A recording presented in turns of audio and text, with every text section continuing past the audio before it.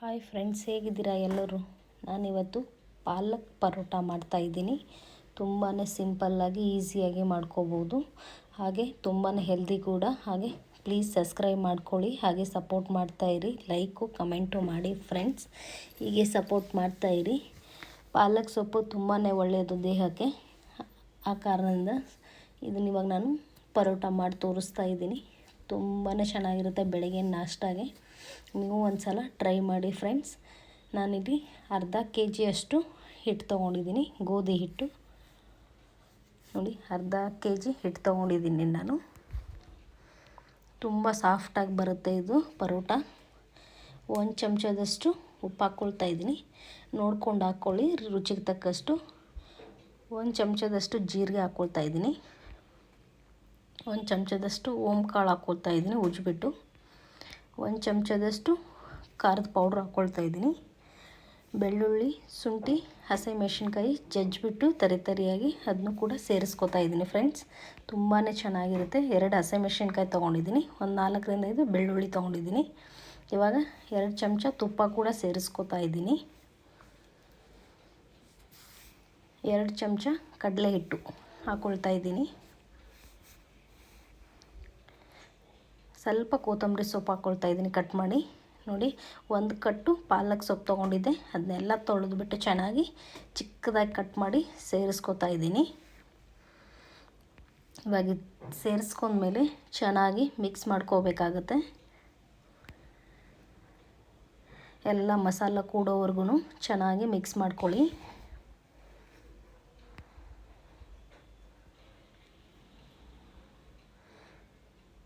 ಇವಾಗ ಚೆನ್ನಾಗಿ ಮಿಕ್ಸ್ ಆಗಿದೆ. ಇವಾಗ ನಾನು ನೀರನ್ನು ಸೇರಿಸ್ಕೊತಾ ಇದ್ದೀನಿ.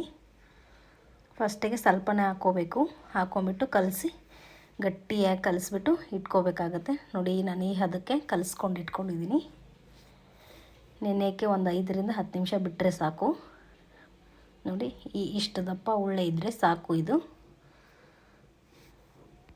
ಇವಾಗ ಡ್ರೈ ಹಿಟ್ಟಲ್ಲಿ ಇದನ್ನು ಈ ಥರ ಕೌಂಟ್ ಮಾಡಿಬಿಟ್ಟು ನಾವು ಇವಾಗ ಚಪಾತಿ ಲಟ್ಸೋಣ. ನೀವು ಯಾವ ಶೇಪಲ್ಲಿ ಕೂಡ ಮಾಡ್ಕೋಬೋದು.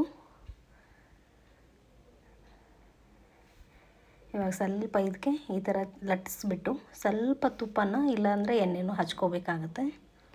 ನಾನು ಟ್ರಯಾಂಗಲ್ ಶೇಪಲ್ಲಿ ಮಾಡ್ತಾ ಇರೋದು. ನೋಡಿ, ಈ ಥರ ಮಡ್ಚ್ಕೋಬೇಕಾಗತ್ತೆ. 4 ಭಾಗನೂ ಮಡ್ಚ್ಕೊಂಡು ಚೆನ್ನಾಗಿ ಇನ್ನೊಂದು ಸ್ವಲ್ಪ ಒಣ ಹಿಟ್ಟು ಹಚ್ಕೊಂಡ್ಬಿಟ್ಟು ಲಟ್ಟಿಸ್ಕೊಳ್ಳೋಣ.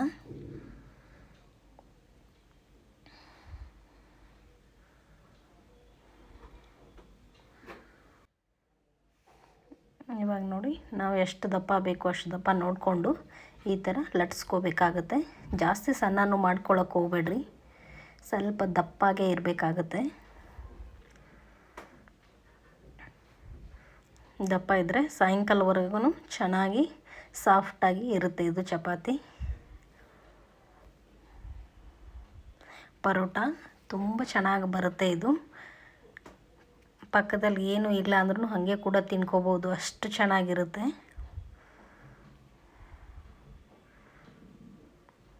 ಇವಾಗ ನೋಡಿ, ಈ ಸೈಜ್ ಆಗಿದೆ. ಪಕ್ಕದಲ್ಲಿ ನಾನು ಹಂಚು ಕಾಯಕ್ಕೆ ಇಟ್ಕೊಂಡಿದ್ದೆ. ಇವಾಗ ಹಾಕ್ಕೊಳ್ಳೋಣ. ಇವಾಗ 2 ಕಡೆ ಚೆನ್ನಾಗಿ ಬೇಯಿಸ್ಕೊಳ್ಳೋಣ ಇದನ್ನು. ಇವಾಗ ಒಂದು ಕಡೆ ಬೆಂದಿದೆ, ಇನ್ನೊಂದು ಕಡೆ ಬೇಯಿಸ್ಕೊಳ್ಳೋಣ. ಇವಾಗ ನೋಡಿ, ಈ ಥರ ಡಾಟ್ ಡಾಟ್ ಬಂದರೆ ಸಾಕು. ಈ ಥರ ಚುಕ್ಕಿಗಳು ಬಂದರೆ ಚೆನ್ನಾಗಿ ಬಂದಿದೆ ಅಂತ ಅರ್ಥ. ಮೇಲೆ ಇವಾಗ ಎಣ್ಣೆ ಹಚ್ಕೊಳ್ತಾ ಇದ್ದೀನಿ. ಎಣ್ಣೆ ಮಾತ್ರ 2 ಕಡೆಗೂ ಚೆನ್ನಾಗಿ ಹಚ್ಕೋಬೇಕಾಗತ್ತೆ. ಇವಾಗ ಈ ಸೈಡ್ಗೂ ಹಚ್ಕೊಳ್ಳೋಣ. 2 ಕಡೆ ಚೆನ್ನಾಗಿ ಹಚ್ಕೊಂಡ್ಬಿಟ್ಟು ಇದನ್ನು ಬೇಯಿಸ್ಕೋಬೇಕು. ಪಾಲಕ್ ಪರೋಟ ಅಂತೂ ತುಂಬ ಚೆನ್ನಾಗಿರುತ್ತೆ. ಪಾಲಕ್ ಎಷ್ಟು ತಿಂದ್ರೂ ಕಡಿಮೆನೇ, ಅಷ್ಟು ಹೆಲ್ತಿಗೆ ತುಂಬಾ ಒಳ್ಳೆಯದು. ಇವಾಗ ನೋಡಿ, 2 ಕಡೆ ಚೆನ್ನಾಗಿ ಡಾಟ್ ಡಾಟ್ ಬಂದಿದೆ. ಇವಾಗ ಎತ್ತಿ ಒಂದು ಪ್ಲೇಟಲ್ಲಿ ಇಟ್ಕೊಳ್ತೀನಿ.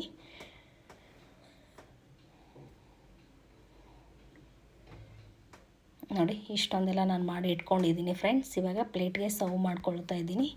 ನೋಡಿ, ಮೊಸರಲ್ಲಾದರೂ ಕೂಡ ತಿನ್ಕೋಬೋದು, ಟೀ ಜೊತೆಗಾದರೆ ತಿನ್ಕೋಬೋದು, ಇಲ್ಲಾಂದರೆ ಹಾಗೆ ಕೂಡ ತಿನ್ಕೋಬೋದು. ಎಲ್ಲ ಮಸಾಲೆ ಹಾಕಿದ್ದೀವಲ್ಲ, ಅದಕ್ಕೋಸ್ಕರ ತುಂಬಾ ಚೆನ್ನಾಗಿರುತ್ತೆ. ನೀವು ಒಂದು ಸಲ ಟ್ರೈ ಮಾಡಿ, ಹಾಗೆ ತಿನ್ನಿ, ಹೇಗೆ ಬಂದಿದೆ ಅಂತ ಕಮೆಂಟ್ ಮಾಡಿ ಪ್ಲೀಸ್. ಹಾಗೆ ವಿಡಿಯೋ ಎಲ್ಲ ನೋಡ್ತಾ ಇರಿ, ಹಾಗೆ ಸಪೋರ್ಟ್ ಮಾಡಿ ಪ್ಲೀಸ್. ಸಬ್ಸ್ಕ್ರೈಬ್ ಮಾಡ್ಕೊಳ್ಳಿ, ಲೈಕ್ ಮಾಡಿ, ಶೇರ್ ಮಾಡಿ ಫ್ರೆಂಡ್ಸ್. ನೋಡಿ, ನೋಡೋಕ್ಕೆ ಎಷ್ಟು ಚೆನ್ನಾಗಿ ಕಾಣಿಸ್ತಾ ಇದೆ, ಟೇಸ್ಟು ಕೂಡ ಅಷ್ಟೇ ಚೆನ್ನಾಗಿದೆ. ಮತ್ತೊಂದು ವಿಡಿಯೋಲಿ ಸಿಗ್ತೀನಿ. ಎಲ್ಲರಿಗೂ ಬಾಯ್.